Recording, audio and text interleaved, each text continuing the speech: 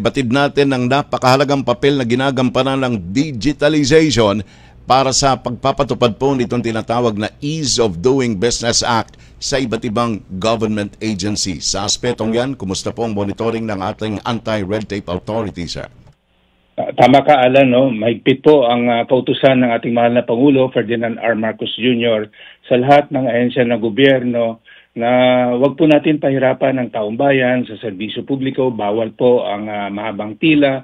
Tanggalin po yung mga requirements na hindi na kinakailangan. At sagot po ng ARTA dito, kasama po natin ang DICT, ay ang processes at serbisyo publiko ay dapat streamlined at digitalized. Kasabi nga po ng ating partner agency na DICT, sabi, why fall in line when we can all go in line? So yung mga taong bayan, hindi na kailangan pumunta dapat sa anumang ahensya ng gobyerno. Kung pwede namang mag-apply online para makuha yung kanilang mga permit or anumang clearance or certification na kinakailangan nila sa anumang ahensya ng gobyerno. Ayan.